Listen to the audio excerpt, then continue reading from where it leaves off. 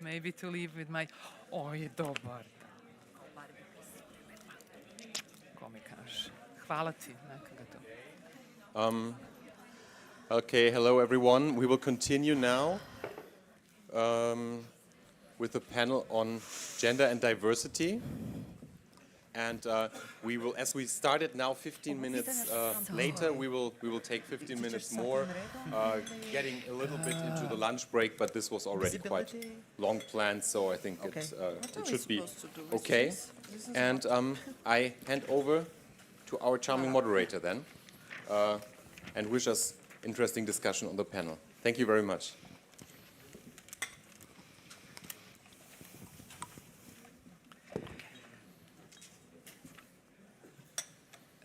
Good morning. It's still morning, I think, before or afternoon. But my name is Maja Stajčić, and I come from Kvina till Kvina Foundation. And I'm looking now like how I just hope that people are late and that we will not have this little people comparing to previous panel and this little interest in gender equality comparing to previous panel, of course not. Yeah. But I come from Kvina till Kvina Foundation, and the reports and the analysis of the Berlin process, gender analysis of Berlin process came with me. For all of you to know, my colleague announced them yesterday, and you can find them at the tables and coffee room. And it's also a great pleasure to be here with all of you.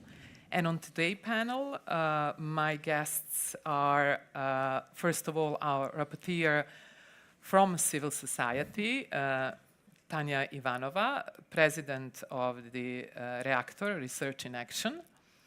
And I will skip this maybe longer bio of Tanja and other panelists. I would like you, for yourself, to introduce yourself while you are, however you want, the feministic principle.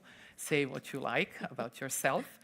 And then my other guests are Dušan Miljković, philosopher. Maljković. Okay. Serbian surname I would go wrong with, of course. Philosopher, writer, editor of online magazine Queer Belgrade. Well, yes. That's right. Yeah. Thank you, Dušan. And we have also Julia Koch-de Bewley, head of a task force, Gender and Diversity, European External Action Service with us. Welcome, Julia. And we also have Eddie Gucia, Executive Director, Agency for Gender Equality, Office of the Prime Minister. Welcome, Thank you. Eddie. And before we start, I would like to thank the Southeast Europe Association and the Aspen Institute as well, especially for making possible for a gender and diversity topic to be discussed for the first time during the Berlin Process Civil Society Forum in the separate working group. History is made, and we are here. And deserve applause, definitely. And I also want to thank the German government for putting forward gender in this year Berlin Process-related events. And to quote Mr. Sarazin from yesterday, Berlin Process is like a love. No one knows what it is, but we know what we want to achieve. And with this, I think I go to you, Tanja. I also agree with all my colleagues, panelists, that we will call each other by first name, again, feministic approach. And also with this panel, we will follow the same structure as we have for the previous panels, the same format, actually. And after panelists, we will have the opportunity for a brief interaction from the audience, and the empty chair is still here for you. And Reactor has been leading the discussion group on gender and diversity within the framework of this civil society forum for a few months now, Tanja. And what are the gender issues that you identify as the most pressing one in the region? And can you tell us more about the conclusion of your discussions and the recommendations that you have for Berlin Leaders Summit, actually? What we want to be achieved? Thank you, Maya. First of all, I would like to thank the organizers, but also all the participants in our working group, and to apologize for not having time to see each one of them these 2 days, because it's pretty crowded and pretty hectic. But we really had a great list of civil society organizations participating to our working group, and we had excellent inputs from them coming from different areas, including the CRM, including Green Agenda and energy, which are not that easily recognized as gender-related topics. So first of all, I would like to thank all the participants who gave their feedback for our working group. And to follow up on the last thing that you mentioned, to just explain why it is important to have gender in all the different components of the EU accession, as well as the Berlin process and all our policies and corresponding implementing actions. There is a song by T.C. Eliot called The Love Song of J. Alfred Prufrock, and it has one line saying, "Women in the room come and go," talking about Michelangelo. It talks about the alienation of things, the things that we don't understand between each other, and how a male perspective sees women or gender issues back in the time. And unfortunately, even in the 21st century, we still see this alienation and lack of understanding why gender is important. That is why it is important to realize that when we discuss gender, we discuss all the different topics that are part of the Berlin process. So I would say first that one of the most pressing issues that we defined during our working sessions in Skopje was how to approach to other policymakers, to the decision makers, and make them interested, make them really willing to change things. And among the many issues that we detected as key barriers is, there is one pressing issue, I bet Dusan will talk about this a bit more after me, but there is one pressing issue that we all agree upon, and that is the anti-rights movement that makes our democracies even more fragile and our EU integration even more debatable, because they directly influence on the progress of our society, and they make us fail in the societal transformation we need in order to move forward. Regardless of how many policies we have in place, we need to first change our mindsets if we want to succeed something. So this is the most pressing issue, how to change our mindsets and how to use the policies that we have and try to make changes a bit more faster. Another issue that we found as pressing is funding and the wrong markings, because we know that we do know that, but if the participants are not familiar with, I would just mention that all the external support of EU is guided by the Gender Action Plan 3 of the European Union, which is closely integrated in the IPA 3 mechanism, which means that all programming and funding should be gender sensitive, and one part of them should be even gender transformative. Unfortunately, our regional monitoring through the EquaPro and Quina till Quina network in all the 6 Western Balkan countries says that the gender markings are wrongly used or misused, not on purpose, but because of lack of resources and lack of awareness of why it is important. And this can be easily fixed. If we only use the OECD DAC criteria and the 5 questions that are there, we can program any policy from gender lenses or from an aspect of including everybody in the room, because gender and diversity is not about women in the room or the queer people in the room.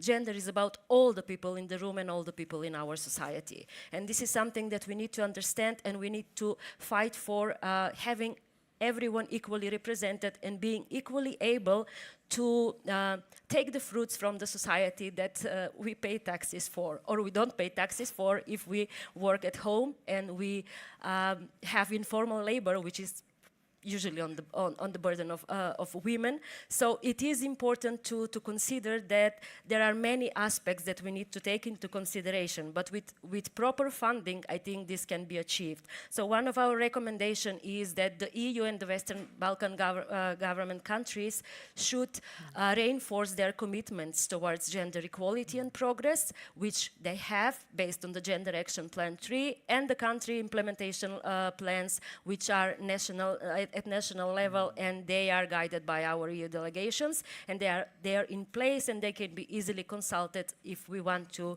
have some progress.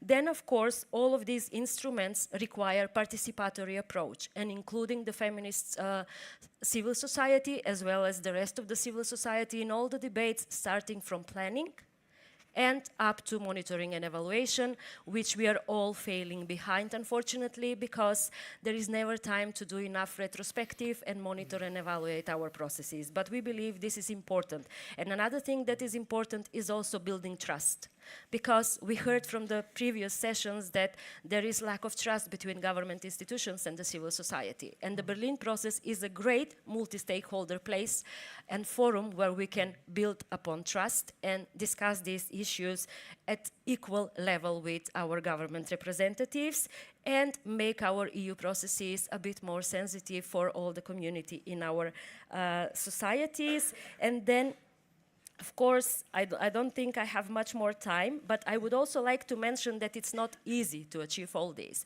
because there is one principle we all talk about. It's called intersectionality. The word itself is strange and difficult to pronounce, and even more difficult to implement, because it demands resources and understanding that all the different persons in our society are equally important.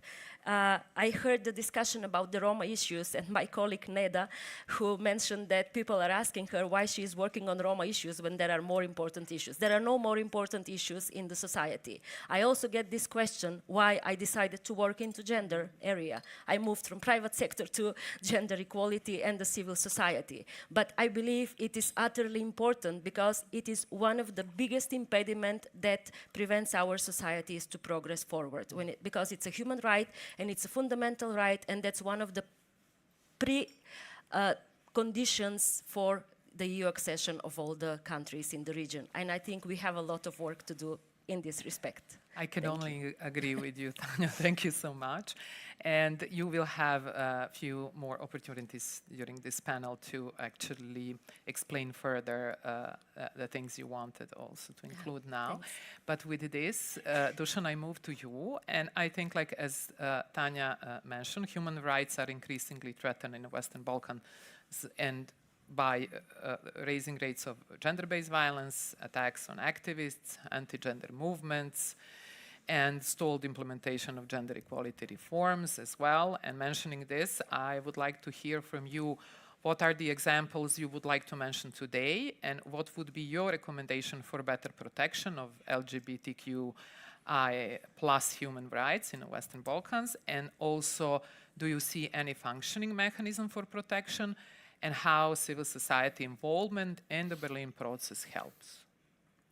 Well, I hope Only in 5 minutes. Oh, if I knew that answer and I could all put it in 5 minutes, I mean, that would be just great. So again, to thank the organizer for this event and for inviting me and giving me the opportunity to speak. I coordinate Center for Queer Studies in Belgrade for almost 14 years.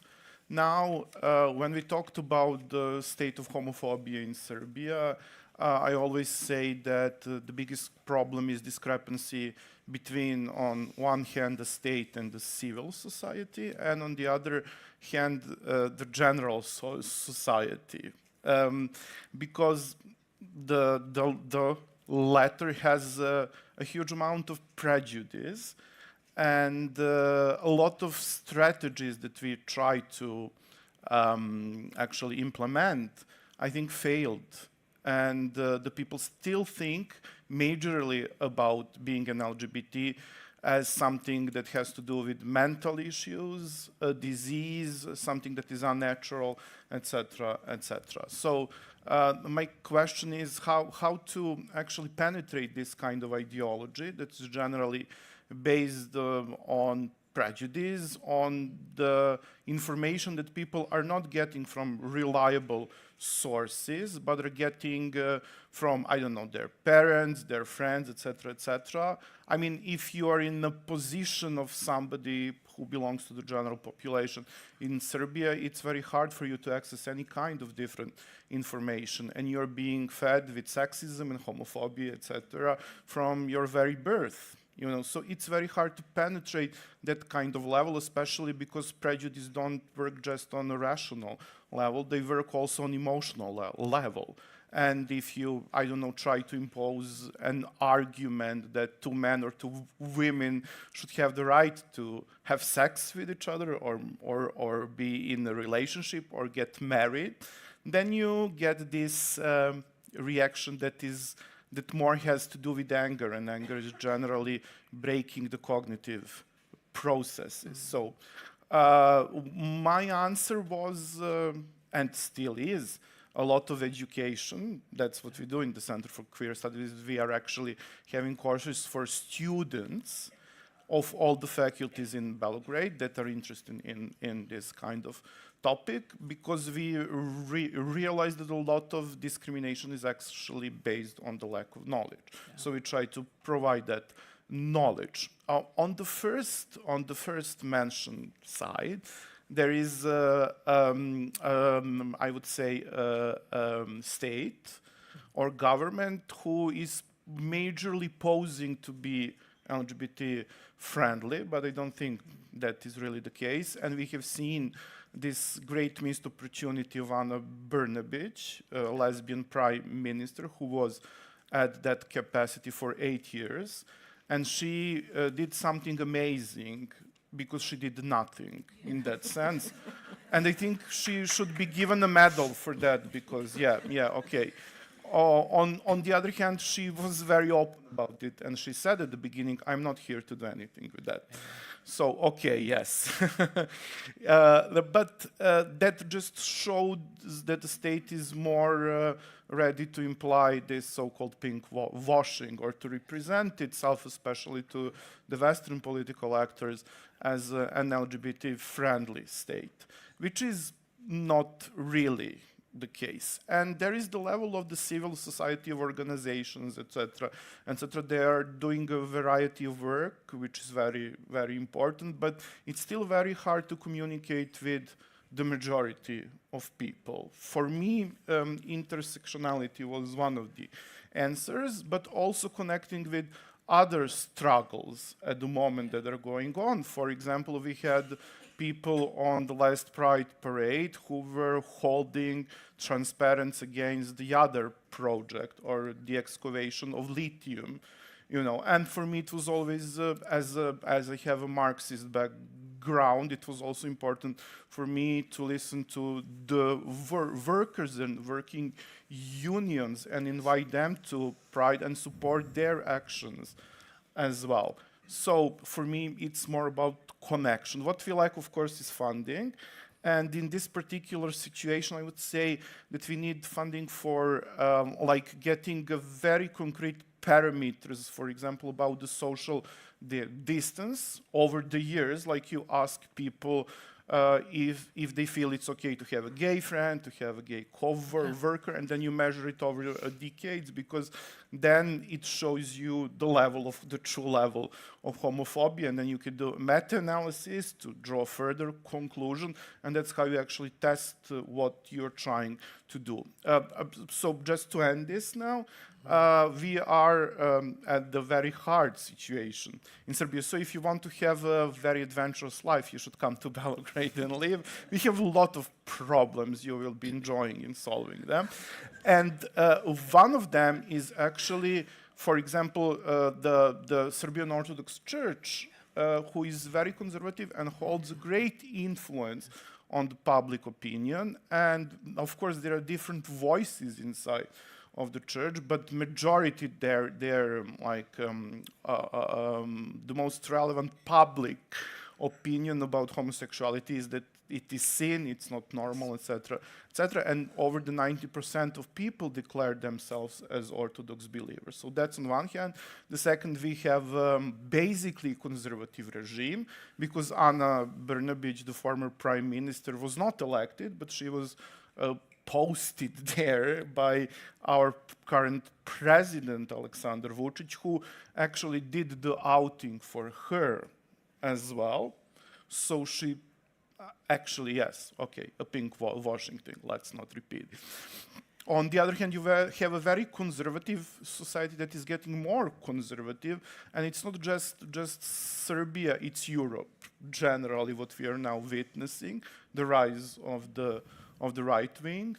And yes, in that kind of environment, it's very hard to work. So we must perhaps not work too much, but thinking, reading, learning. Yes, I think that is our position now And at getting together, the moment. definitely. Yes, thank you very much. Joining our forces. Yeah, well, yeah, in the knowledge. Thank you very much again for this opportunity. Thank you so much.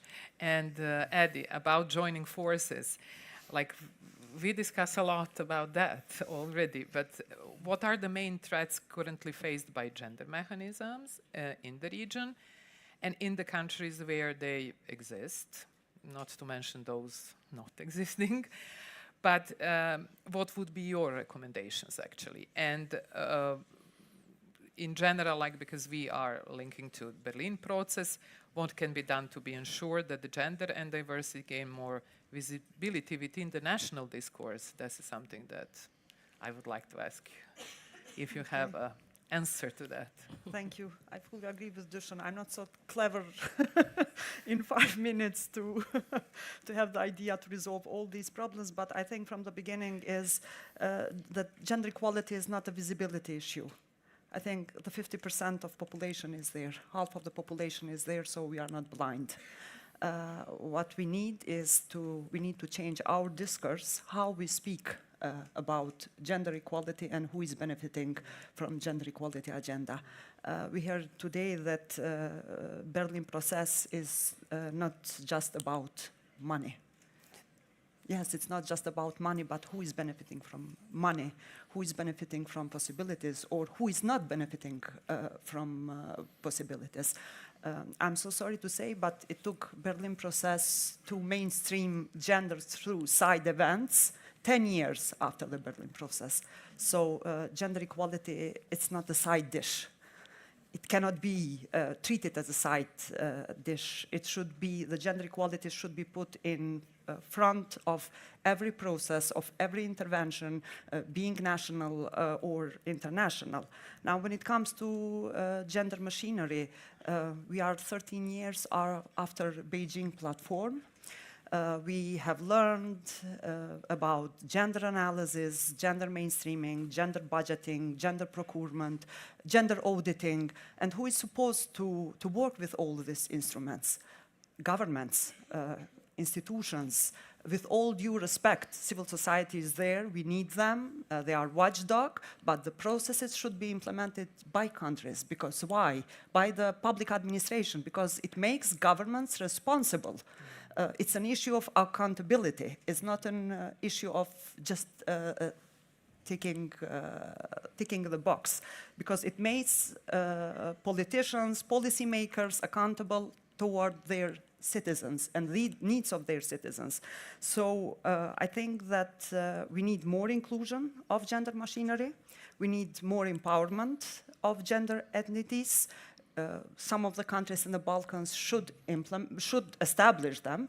They are not, how to say, a sector that can be moved from Ministry of Health to Ministry of Work and never put with proper human resources, with funds. It takes political will to establish these ethnities, to not misuse them, and I think the region can learn something from Kosovo and can learn something from Bosnia.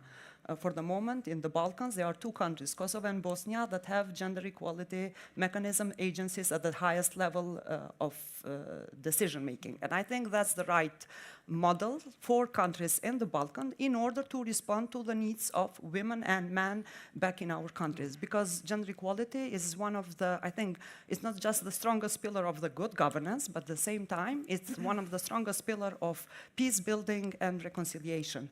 Without putting the needs of women in these processes, no peace cannot be kept in Balkans. What for me is very strange, all these discussions in Berlin process, I don't see anywhere Gender Equality Institute, European Gender Equality Institute. So it's, if EU doesn't recognize the expertise of EGE and doesn't put the EGE in front of all these processes, again, it's institutions, it's institutional responsibility. Civil society, we need civil society, we need your work, we need your oversight, but I think we need institutions to take responsibility, to involve them from the beginning. So the model that you propose, I think, Berlin process without EGE in all these discussions, and you come to Balkans and say to us, okay, you should mainstream gender, you should do gender, and again, treat it as a side dish. So we learn from the models. All the expertise that you can get in universities, okay, but the models are very important, and I think we should use these synergies. The workshops that we had, I think civil society had in Skopje, gender machinery we had it in Montenegro. You should bring all these people together when it comes to gender equality, and definitely it's intersectional.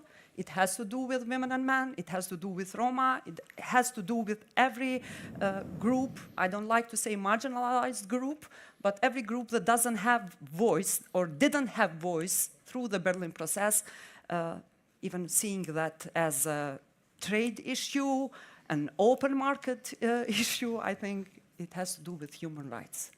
So if we don't go a step further, bring people together, bring women to attention and their needs, I don't believe that we're going to manage to have any successful process or don't speak about reconciliation. Reconciliation without women as a precondition, I don't think that it can happen. It can become natural. I can only agree with you. Thank you so much, Eddie. Yeah. Thank you. And Julia, you come from the European Union institution, and I have, let's say, 2 cluster of questions. And one would be, how can international actors address the rise of anti-gender movements and backlash against gender equality and human rights in Western Balkan countries? And what would be your reaction to the conclusions from this working group of gender and diversity? But also, how can gender equality issues be more prominently featured in the conditionality framework of the EU accession process as well? And how can progress be measured? Any recommendations? Yes, good morning. My name is Julia Corte-Biolay. I'm heading the Gender and Diversity Task Force in the European External Action Service. I already got a lot of questions on this morning, very briefly, and I'm happy to explain more in detail. We are looking actually at 2 things. We are looking externally on gender mainstreaming in all the foreign policy actions of the European Union. We also look at it internally, how we walk the talk as institutions. But coming back to your questions on why we are here today, let me start with the positive side of things. I think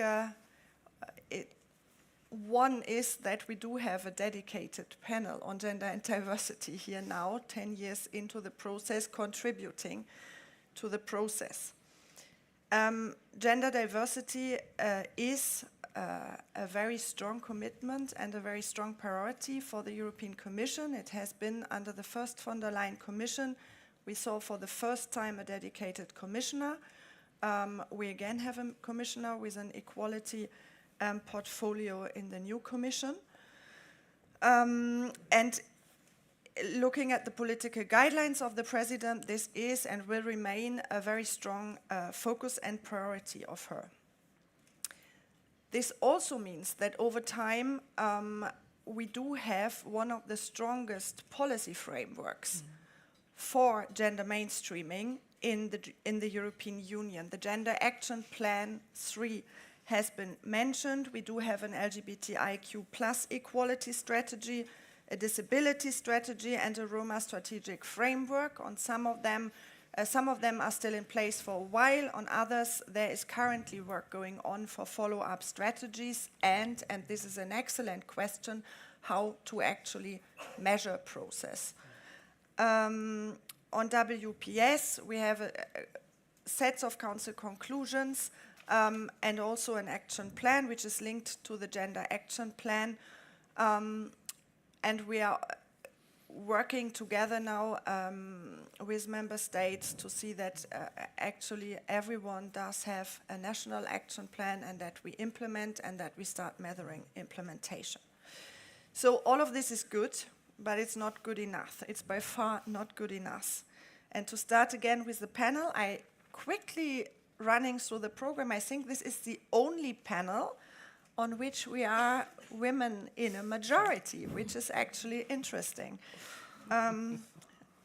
Yeah, we need a lot of man allies, I think, to make this really mainstreamed.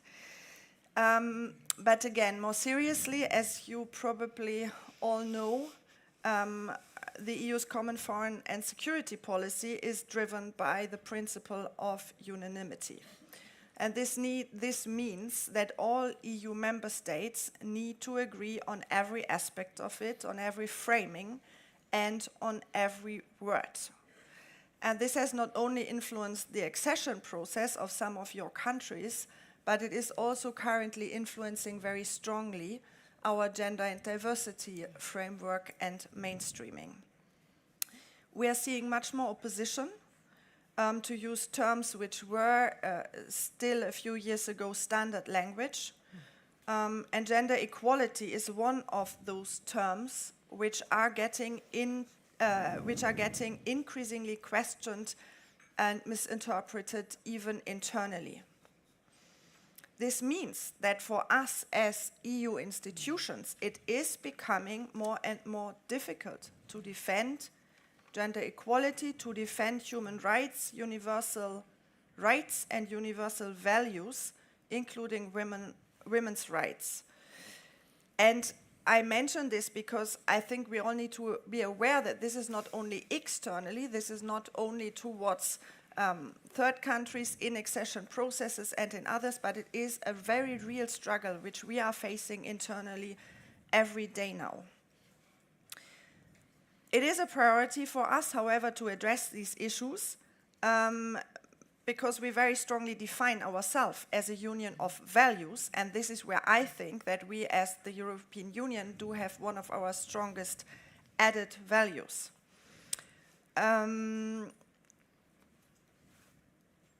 But again, if we don't want this to backtrack, and if we want to actually push back the pushback, I think we need to work very strongly together. And this, for me, would be one of the answers. And this, for me, is one of my main messages, I think, to you today.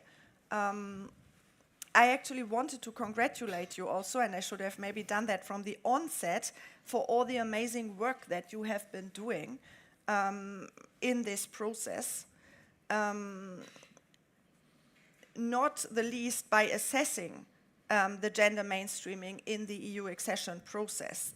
These country reports which you have produced are actually, for example, one element which have been super helpful for us internally to push gender equality and more broadly equality issues.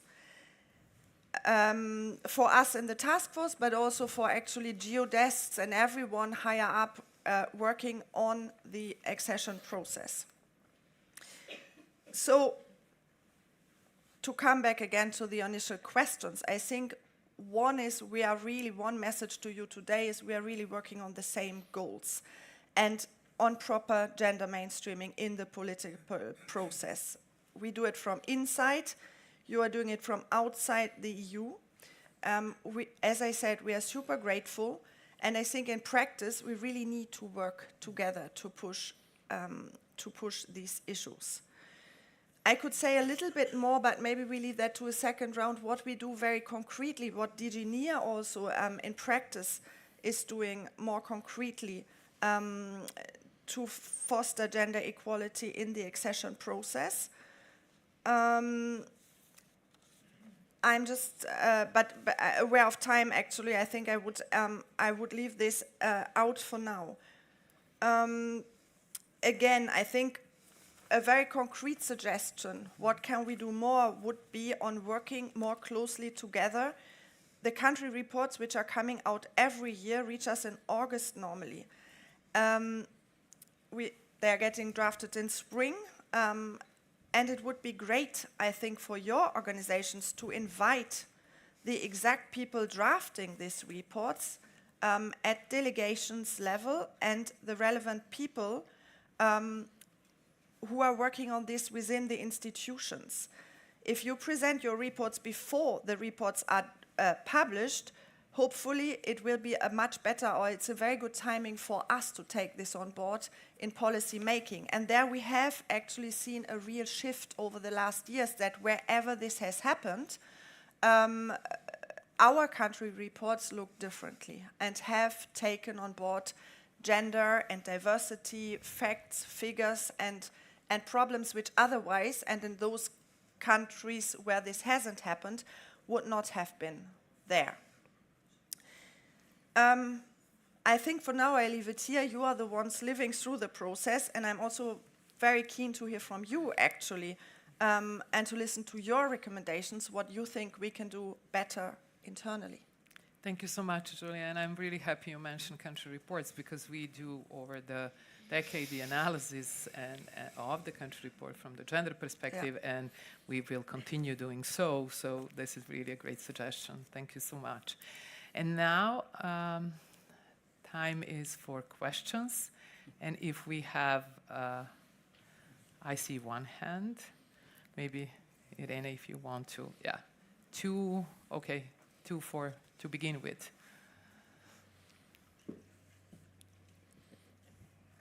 Hi, wonderful panel. Thank you really. I'm not sure if the mic Working? Yes. Yes. now it is. Thank you for this wonderful panel. I really love to have the topic on gender equality within the Berlin process.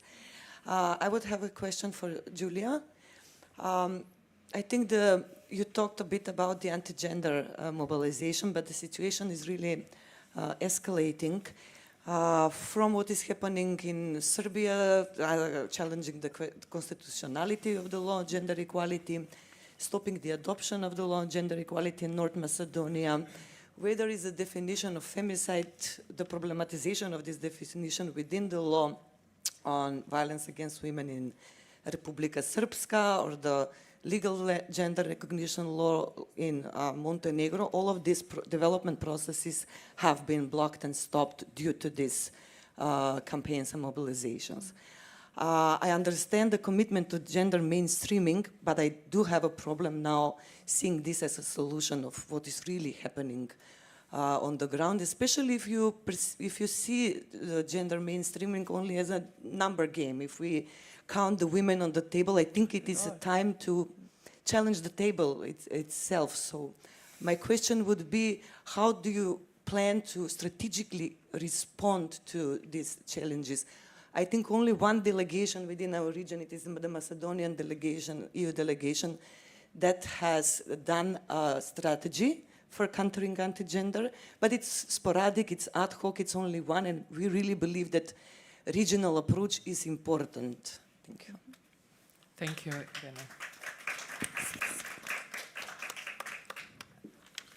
Yes, please.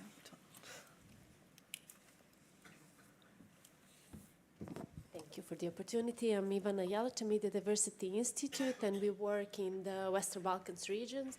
And I'm really glad that I also agree that the panel was great, and I see a lot of enthusiasm. So my question is rather back to reality in the Western Balkans. Basically, although many things on paper are right? In our reality, for example, we do media monitoring and look at how gender and diversity are represented, and we see a lot of, for example, very problematic speech by those who make decisions and who sign all these agreements, but do very different things in reality. So we have seen, and this is just example from like a couple of last days, we see very problematic speech in the parliament. We in Serbia have a mayor of the capital who speaks in a very problematic way about Roma people, for example. So this is what actually hampers quite a lot this process of integrating, in gender mainstreaming, integrating diversity and inclusion in our daily lives. So how do you see the way forward, having in mind that those who sign agreements and commit themselves to make changes actually do not do on a daily basis when they speak and address citizens, they don't help this process. Thank you. And just a little bit beyond this, in general, I believe we have this issue of having black and white laws and regulation in place, but they're not implemented. So this is an issue in our real life in the Western Balkans. Thank you for the opportunity once more. Thank you so much. Any more questions now? Please, Mila.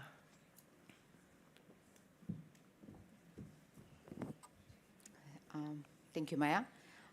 Good afternoon, everybody, and congratulate to Kvina about the side event on gender and also having a panel here in this CSO forum that is important to address this issue.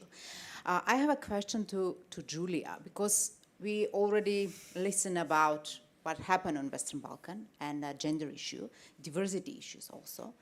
And we find that gender is not just about gender, but it's a security issue also, because the influence it's coming from the different sides that we need to understand deeply and to react also strategically.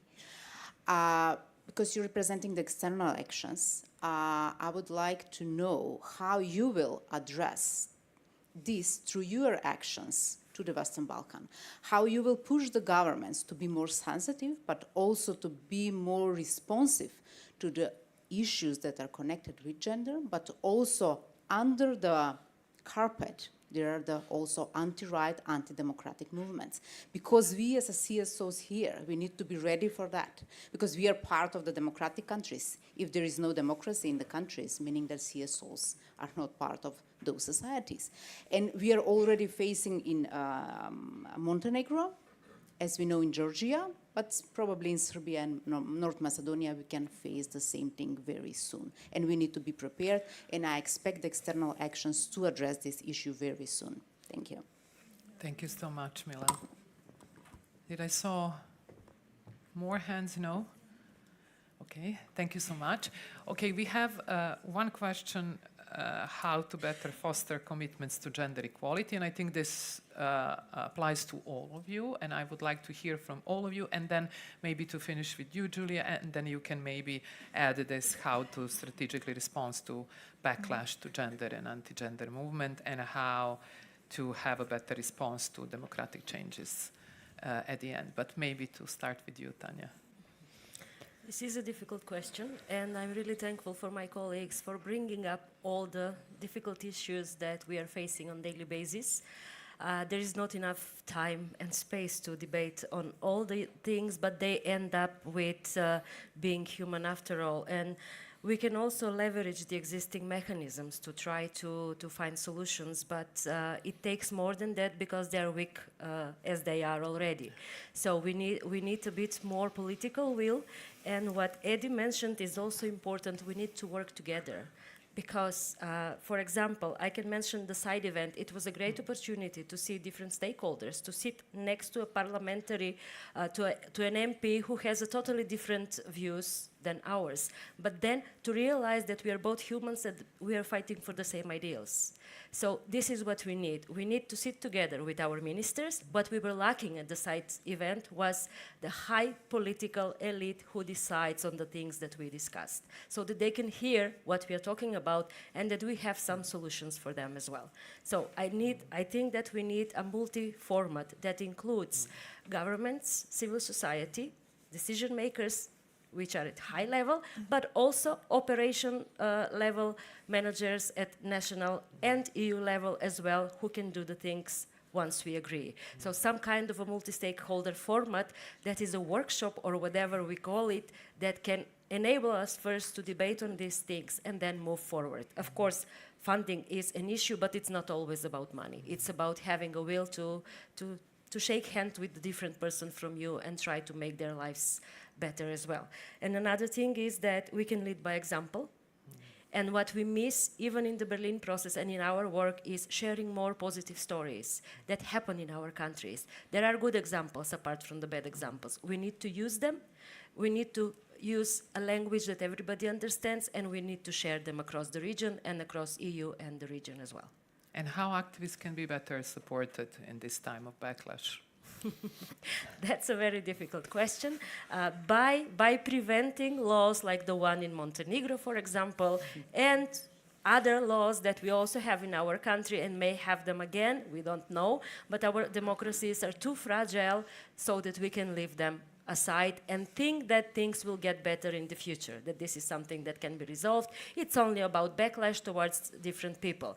But Roma people or LGBT people are the reason for the backlash today. Tomorrow, anyone thinking differently can be a reason for a backlash. And this is how we even make a bigger divide in our society. So I think that using the funding mechanisms, but also making sure that the funding reaches the actors that are really dedicated to this topic is important.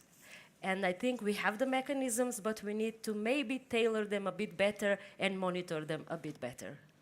Exactly. Thank you so much, Tanya. Dusan.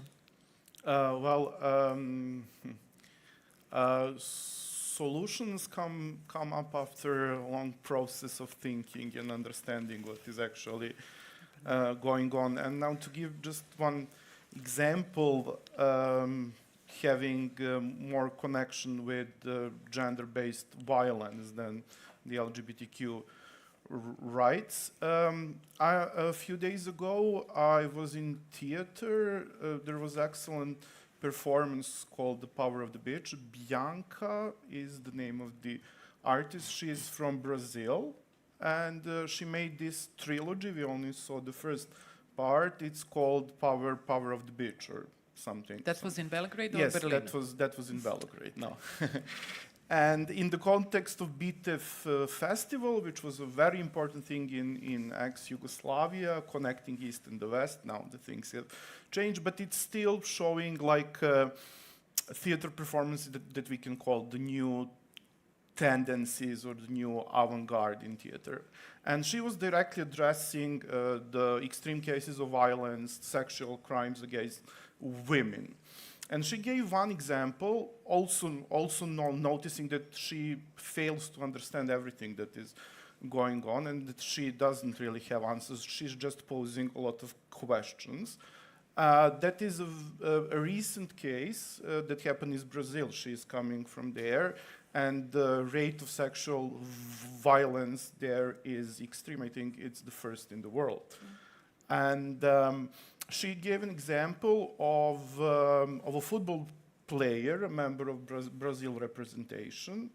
And if you are that kind of a member, you're considering Brazil to be some kind of a god or semi-god, something like that. He had a wife, and then he had a lover. And when his lover got pregnant, he wanted her to get rid of the child. So she refused that. And then he killed her with several friends of his. He actually butchered her, took her inside organs, and fed them to the dogs. He went to a prison. He was there for a while. He got a lot of mails from women, actually, offering him marriage. And when he went out of the prison, a lot of men and women greeted him, and some of them were holding the pictures of the same bulldogs that ate that woman. So my understanding fails a bit here, and I still need to rethink this kind of evil that is actually taking place. I'm not saying it's beyond our understanding, but when you're faced with that, you really start to think. And thank you for giving me, because I'm thinking for days about the performance. I'm just trying to understand what kind of radicality of evil is happening there, especially with those people who are supporting and bringing the pictures of dogs to celebrate his moving out of the prison. So that is a problem for me that I don't have the solution with, but I'm thinking about it. Thank you very much. Thank you, Dusan, and that's why the gender equality is not a women issue, it's a society issue, and we need to join forces for that. And how to better foster commitments to gender equality, Adi?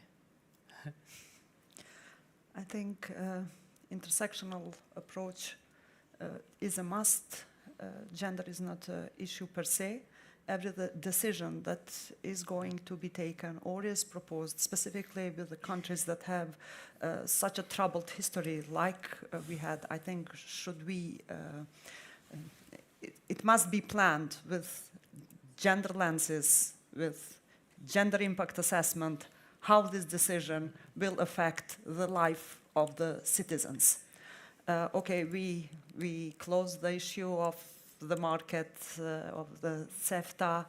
Have you thought all these measures, for example, toward the Kosovo, how they have affected the life of women and girls, Albanians, Serbian, Roma, Ashkali, Egyptians, and all other marginalized groups? So we take the measure toward the countries, but we don't calculate, we don't evaluate the impact that these measures, that in reality, it's my personal opinion as Edi, they were sanctions, not measures, how they will impact the life. We are not benefiting from IPA funds. Okay, I believe that soon this will be resolved, but how this is going to impact the peacekeeping. So I think definitely is the moment to start thinking about the gender being set in the center of the attention, and what is happening in Serbia, in Montenegro, or in Macedonia can happen anywhere in our countries. We are very lucky as a Kosovo that we have very modern constitution, and it doesn't provide you this opportunity to change the laws anytime that you want, because you can recall its direct application of international acts that protect women's rights. It doesn't mean that cannot be put under the question or under the remark, but definitely it needs more attention, and definitely we need to encourage more collaboration between institutions, civil society organizations, and other think tanks. I think involvement of the university is a must, and start educating future public policy drafter or politicians with some at least basic concepts and knowledge about gender equality and women's rights. Thank you, Edi. And I think the growth plan and the country's reform agendas, gender analysis are our new task. We are quite used to using them. Yeah, but analyzing them from gender perspective, then definitely something that we can contribute with our expertise, definitely. The model that Kosovo is using, I just want to share this, is that every new law that is proposed to the government, it goes through the doors of the Agency for Gender Equality. We rely definitely on foreign expertise, but it's crucial that Agency for Gender Equality gives opinion on every law that is presented to the government. The next step, the parliament, is another issue, but at least from the government it goes with the Agency for Gender Equality opinion. Thank you so much. And Julie, a few more questions for you. Yes. Yes, I think I recall they went a bit into the same direction, and I very much relate to this. So, but maybe to answer first also to the question on how to foster commitments to gender equality. For me, the answer is twofold, because again, it's a societal question and it concerns everyone. And we need men on board who are still the bigger number of decision makers. And I think for me the answer, what works, is be pragmatic and be empiric. So if we argue internally, I mean within the European institutions with pragmatic and empiric arguments, that resonates very often, and that makes also men commit. What I mean is, look at statistics, look at what's empirically proven. In societies where you have more women in the workforce, the GDP is higher. Societies where women are better represented in the workforce, but also at political level and probably in the armed forces, are less prone to go to violent conflict. On the other hand, it's proven now repeatedly, there are new studies as well. There was one which was cited for many years, but now there are even others showing that conflict solutions are not sustainable if women are not sitting at the table. These sort of arguments, again, being pragmatic, looking at where do we want to go, what's the objective, and what can we empirically bring to it from a gender perspective, that actually really helps. That's my one recent experience, and we try to do that more and more. On the other question, and that is much more difficult, basically how to push back the pushback we are seeing more systematically. I can only share what we try internally. What we are trying in the European External Action Service is gender mainstreaming and linked to that gender responsive leadership.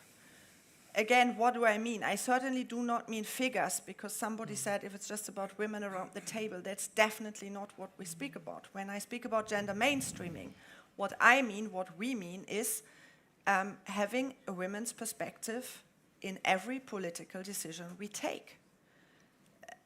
Looking at diversity issues, not only women, but as we speak about gender equality here, that has been our focus for a long time, but we are looking very much from an intersectional perspective as well.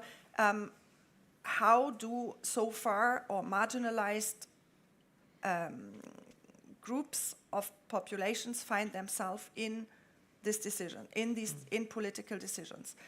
And we have struggled, and we are struggling still internally. I think real substantial gender mainstreaming in the foreign policy of the European Union is a real struggle. We are trying something since a few years, and I'm happy to share this because we do see progress, and we are right now discussing how to measure this progress. The Secretary General of the European External Action Service has committed a few years back to gender responsive leadership being the principle of how the EIS should be managed. We have since trained between 70 and 80% of our top senior management in gender responsive leadership. They have all been asked to train or to actually ask their managers to get trained, to name gender focal points, not only as we had it before, one per department, but one in every single division, and making sure that in every policy document, in every policy strategy, and in all political decisions, gender perspectives are prominently taken into account. Again, we are not the ones making policies. We can suggest, we take initiatives, we report foreign policy and security policy. And there was another question. For me, sorry, I wanted to come to that first, I forgot. Gender, and I think I said that in the beginning, if you simply look at the facts and the figures, has to be an integral element of foreign and security policy, or as the ambassador for gender and diversity in our house regularly says, women need to sit on the table when we discuss peace and war, and not only when we discuss about gender. This is what true gender mainstreaming means. Having said that, policy is made in the Council, and these are member states. And the challenge we have is right now with a number of those. So, I mean, go back to your governments. And there I don't have a better answer, then that we need to, as I said initially, we need to collectively push from both ends. And I think that is, unfortunately, the cumbersome and difficult answer I can give to that. Having said that, and maybe to end on a positive note, we have seen huge progress in our own house ever since we started with this gender responsive leadership programs. And we as a task force are exactly there to look at, council conclusions, council documents, policy strategies, whatever comes out, is there a gender perspective in or not? And how are the interests of different marginalized groups reflected or not? Then again, what survives the council discussions is a different story. Thank you so much, Julia. And if no more questions from public, I think I will finish with one more question, quick question for all of you, and I will start with you. What would be your message to the leaders of European and Western Balkan countries at the Berlin Leaders Summit next week? What are the pathways to gender progress? My message would be that you are not going to have a successful, sustainable progress if you do not pay attention, or if you do not prominently take a gender perspective in each and every political decision along the way. Strong one. Thank you so much. Eddie, what would be your message? I think that the dialogue between politicians should be honest, should be impactful, should include all people affected, called by the names, and not trying to dilute history in the name of something that we just predict. We don't have clear vision. So I think that's beginning. Thank you so much. Dusan? I have no particular message, but yes, perhaps to understand that there is a difference between having a certain gender, like, I don't know, being a woman, and automatically having the feminist agenda. Because I think that's the problem we are facing, at least in Serbia now, where you formally have a lot of women, for example, in the parliament, but not, it could be hardly said that they are supporting any kind of truly feminist policies. So the problem gets even worse, I would say. It's happening in the context of cultural wars in America. That's a very good example, where you have movements of women who are against abortion, or these so-called trad wives, the women that says, no, we want to be a traditional wives, and to have the husband, etc., etc. So there is the process of now, not just the re-traditionalization imposed by men on women, but imposed by women on women as well.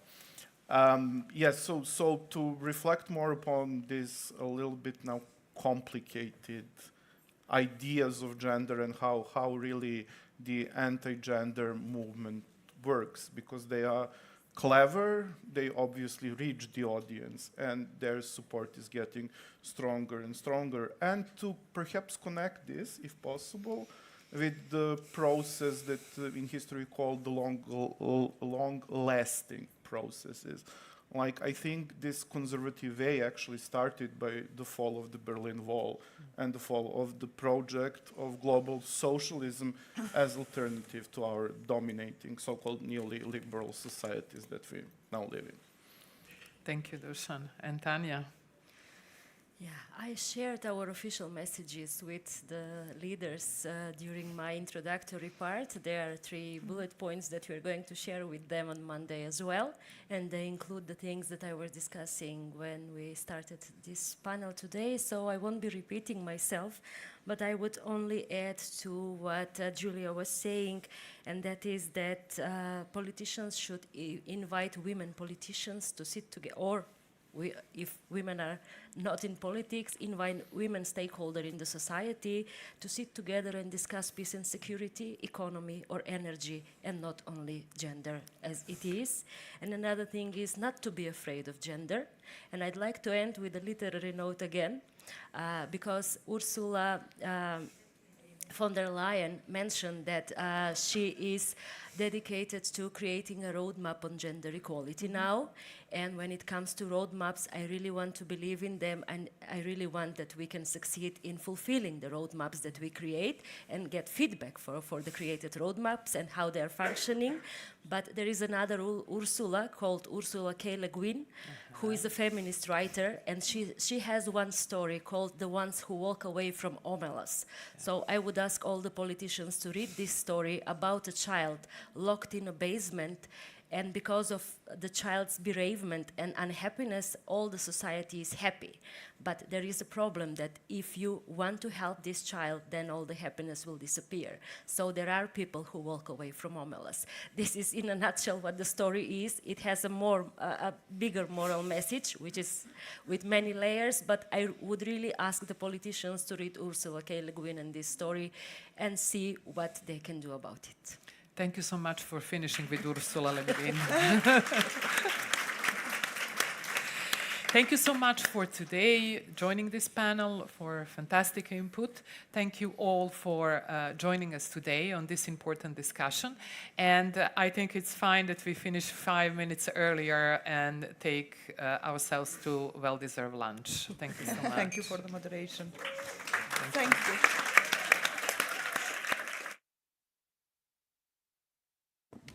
Thank you very much. Thank you for the interesting discussion, and thank you, Maya, for great moderation. As Maya just said, we are going to head for lunch now. The lunch will be held at the restaurant